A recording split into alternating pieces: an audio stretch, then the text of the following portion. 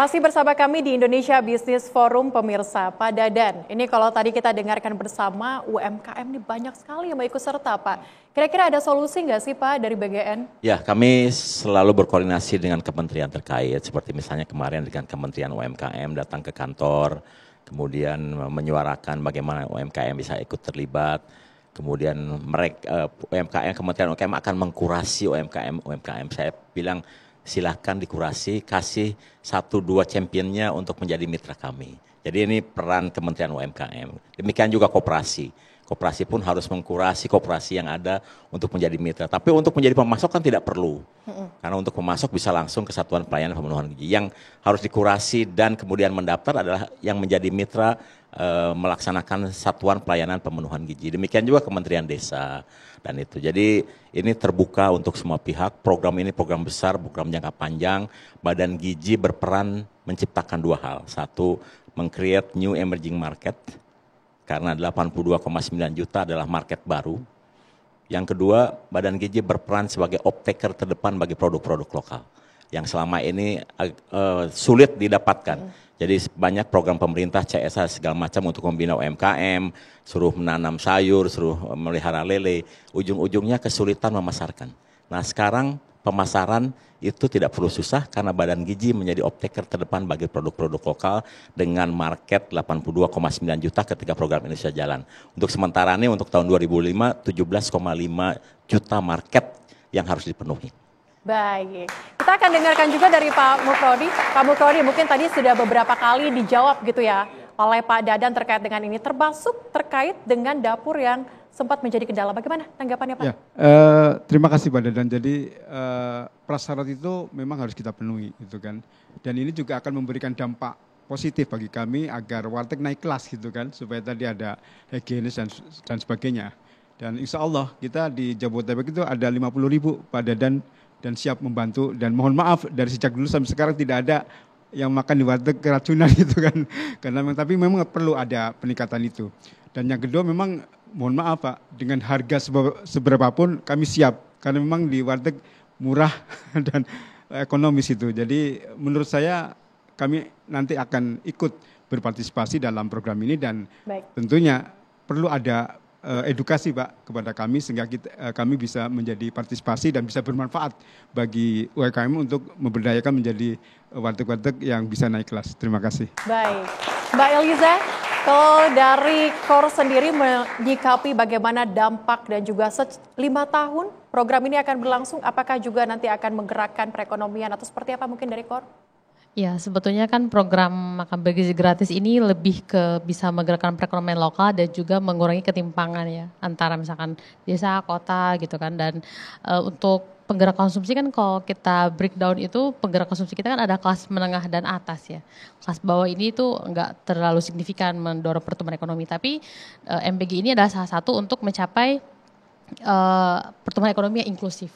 Jadi lebih ke arah inklusivitas itu. Dan di sini kita berharap bahwa pemerintah ini tidak satu model ya Pak dapurnya, tapi macam-macam, misalkan bisa menggunakan dapur UMKM, dapur sekolah yang menempel di sekolah, kantin sekolah, atau misalkan dapur milik komunitas lokal.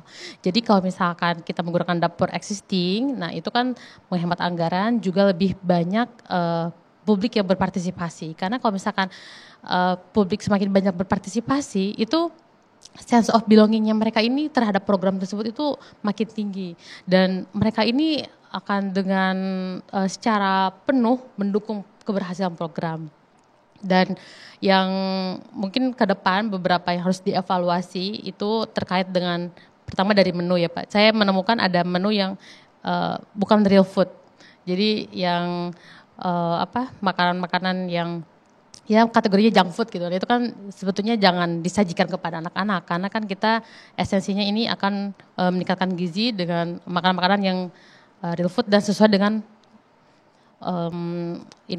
lokalitasnya mereka. Dan jangan sampai daerah yang misalkan kawasan pesisir mereka lebih banyak makan ayam dan daging sapi dibandingkan ikannya gitu. Jadi kan memang harus proteinnya ini disesuaikan dengan lokalitasnya juga. Oke, berarti kita harus sesuaikan protein-protein dengan daerah begitu ya, dengan daerah masing-masing. Kemudian bagaimana kemudian dari IKAPI, apakah IKAPI juga sudah siap dengan dilibatkan nantinya bersama dengan program yang cukup besar kita ketahui bersama ini? Sangat. Sekali lagi ini program kolosal ya, program besar ya yang melibatkan semua pihak. Kalau itu memang nanti terjadi. Tapi sekali lagi kami ingin sampaikan bahwa ada beberapa catatan. Yang pertama, penyediaan bahan baku lokal itu menjadi penting, termasuk melibatkan pedagang pasar. Ada pemberdayaan ekonomi lokal, termasuk semua stakeholder di lokal itu juga terlibat. Ada pengurangan kesenjangan ekonomi, tidak hanya pedagang-pedagang besar gitu yang karena punya modal, tapi tadi Pak Dadan menjawab bahwa bisa cash hari itu juga. Menurut kami ini angin segar buat kita dan pedagang kecil terlibat. Kalau itu bisa dilakukan secara bersama-sama. Tadi saya sampaikan bahwa pedagang itu siap gantian. Hari ini Bu Siti, besok Bu, itu bisa gantian pedagangnya. Jadi semua terlibat. Dan itu sekali lagi evaluasi menjadi penting. Pak Dadan, kami akan melaporkan berkala apakah pedagang kami terlibat atau tidak. Kalau di titik itu pedagang besar yang dilibatkan oleh mitra, kami akan sampaikan ke Pak Dadan sehingga itu bisa menjadi evaluasi agar keinginan dan cita-cita Bapak Presiden itu bisa terpenuhi, tidak hanya pemain-pemain besar yang dapat punya akses terhadap badan gizi atau persyaratannya terpenuhi, tetapi juga pedagang kecil juga terlibat. Baik, pedagang kecil juga terpenuhi nantinya. Kemudian apa menjadi harapan dan juga masukan dari Kadin Indonesia terkait dengan ini? Jadi tadi selain karena anak-anak itu dapat makan, maka sebenarnya uang jajannya itu nanti oleh orang tuanya bisa untuk konsumsi yang lain. Jadi ini juga efek ekonominya cukup bagus ya. Nah mungkin masukan kita adalah memang bagaimana penyebaran itu bisa terjadi. Jadi otomatis jangan itu aja. Jadi kalau bisa tiap 2 bulan ganti UKM-nya gitu. Jadi itu keterlibatan itu juga penting karena ekonomi daerahnya akan jadi lebih marak ya. Kemudian juga jangan sampai ada anggaran yang lebih banyak untuk penyelia. Jadi orang yang ngawasin itu biaya lebih banyak daripada anggaran untuk makannya gitu. Karena ini banyak kejadian gitu. Itu sih. Oke, terima kasih hari ini luar biasa sekali narasumber kita yang hadir di Indonesia Business Forum. Terima kasih semuanya dan juga terima kasih untuk adik-adik dari Universitas Bakri dan juga Universitas Terbuka yang sudah hadir hari ini. Dan pemirsa, kita akan tunggu nantinya selama 1 tahun ini apakah realisasi dari program makan bergizi gratis akan baik dampaknya terhadap ekonomi. Demikian Indonesia Business Forum. Saya Celia Alexandra Baklikru yang bertugas pamit undur diri. Terima kasih dan sampai jumpa.